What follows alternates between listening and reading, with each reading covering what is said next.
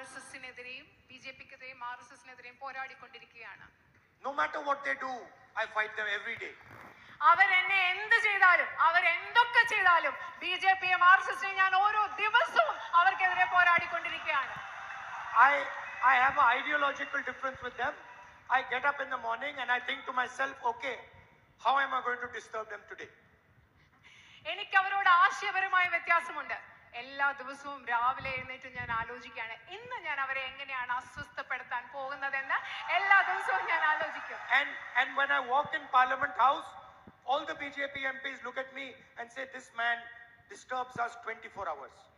അത് മാത്രമല്ല ഞാൻ പാർലമെന്റിലേക്ക് നടന്നു പോകുമ്പോൾ അവിടെയുള്ള BJP MPമാരെല്ലാം എന്നെ നോക്കിയിട്ട് പറയും ഈ മനുഷ്യൻ 24 മണിക്കൂറും ഞങ്ങളെ അസ്വസ്ഥപ്പെടുത്തിക്കൊണ്ടിരിക്കുകയാണെന്ന് അവരെന്നെ നോക്കി പറയും.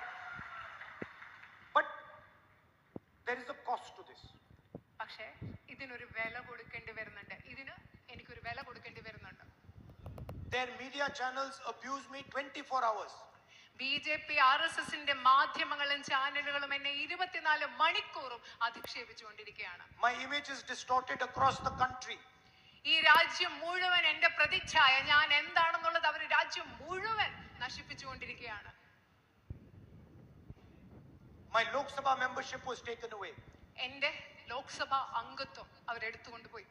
I gave a speech about Mr. Adani and within a few days I was thrown out of the Lok Sabha. ഞാൻ അദാനിക്കെതിരെ പാർലമെന്റിൽ ഒരു പ്രസംഗം നടത്തി. അത് കഴിഞ്ഞ് കുറച്ച് ദിവസങ്ങൾക്കുള്ളിൽ അവരെന്നെ ലോക്സഭയിൽ നിന്ന് പുറത്താക്കി. 55 hours, 12 hours a day being interrogated by ED. എന്നെ എൻഫോഴ്സ്മെന്റ് ഡയറക്ടറേറ്റ് 55 മണിക്കൂറുകൾ ഓരോ ദിവസവും 12 മണിക്കൂർ വീതമാണ് എൻഫോഴ്സ്മെന്റ് ഡയറക്ടറേറ്റ് എന്നെ ചോദ്യം ചെയ്തത്.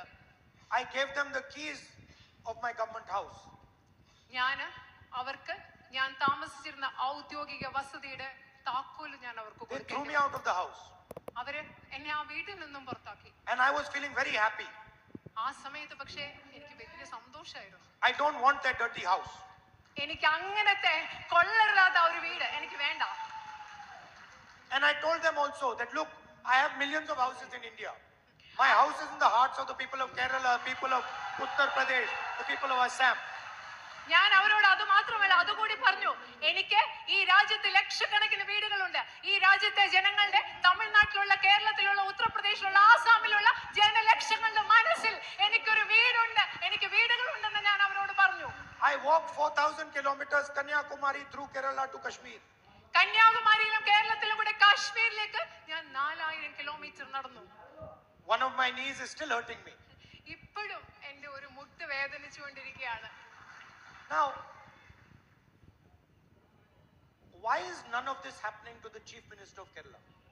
എന്റെ ഒരു സംശയം, ഇത്രയും കാര്യങ്ങൾ BJP എതിർക്കുമ്പോൾ എനിക്ക് സംഭവിക്കുന്നതിനെ കുറിച്ച് ഞാൻ പറഞ്ഞു. പക്ഷേ എന്റെ ഒരു സംശയം, എന്തുകൊണ്ടാണ് കേരളത്തിലെ മുഖ്യമന്ത്രിക്കെതിരെ ഇതൊന്നും ഇവിടെ സംഭവിക്കാത്തത്? Why is his membership not being taken away? എന്തുകൊണ്ടാണ് അദ്ദേഹത്തിന്റെ അംഗത്വം, നിയമസഭാ അംഗത്വം എടുത്തുകൊണ്ട് പോകാത്തത്? Why is his house not being taken away? എന്തുകൊണ്ടാണ് അദ്ദേഹത്തിന്റെ ഔദ്യോഗിക വസതി ആരും കൊണ്ടുപോകാത്തത്? Why is he not being interrogated by the ED, CBI and all these? എന്തുകൊണ്ടാണ് ED, CBI ഒന്നും അദ്ദേഹത്തെ ചോദ്യം ചെയ്യാത്തത്? 2 chief ministers are in jail. ഈ രാജ്യത്തെ 2 മുഖ്യമന്ത്രിമാർ ഇപ്പോൾ ജയിലിൽ കിടക്കുകയാണ്. How come none of this is happening to the Chief Minister of Kerala? പക്ഷേ എന്തുകൊണ്ടാണ് ഇത് കേരളത്തിലെ മുഖ്യമന്ത്രിയുടെ കാര്യത്തിൽ മാത്രം സംഭവിക്കാത്തത്? And the second question, I am 24/7 attacking the BJP. രണ്ടാമത്തെ ചോദ്യം, 24 മണിക്കൂർ 24/7 അതായത് രാവും പകലും ഞാൻ BJP ആക്രമിച്ചുകൊണ്ടിരിക്കുകയാണ്. And the Chief Minister of Kerala is 24/7 attacking me. അതപ്പോഴെന്താ സംഭവിക്കുന്നത്? ഈ കേരളത്തിന്റെ മുഖ്യമന്ത്രി 24/7 രാവും പകലും എന്നെ ആക്രമിച്ചുകൊണ്ടിരിക്കുകയാണ്. So this is a bit puzzling. It's a bit surprising. ഇതൊരു ഭയങ്കര എനിക്ക് മനസ്സിലാക്കാൻ പറ്റുന്ന ഒരു പദപ്രശ്നം പോലെയാണ്, ഒരു പസിലാണ്. He says he is fighting ideological battle against the BJP. അദ്ദേഹം പറയാണ് ഞാൻ BJPക്കെതിരെ ഒരു ആശയപരമായ പോരാട്ടം നടത്തിക്കൊണ്ടിരിക്കുകയാണ്. But I know the BJP because when you fight ideological battle against the BJP, they attack you with everything they have.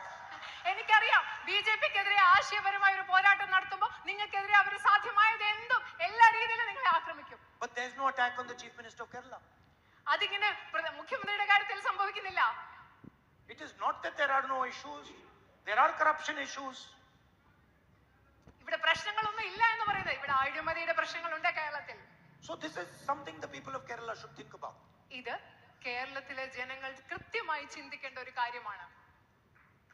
If someone is attacking the BJP will attack him 24/7, will disturb him 24/7, will have ED, CBI, everything behind him 24/7. നിങ്ങൾ ഒരു കാര്യം മനസ്സിലാക്കണം, ആരെങ്കിലും BJPയെ യഥാർത്ഥമായി സത്യസന്ധമായി ആക്രമിച്ചാൽ BJP അവരുടെ പുറകെ ആയിരിക്കും 24 മണിക്കൂറും.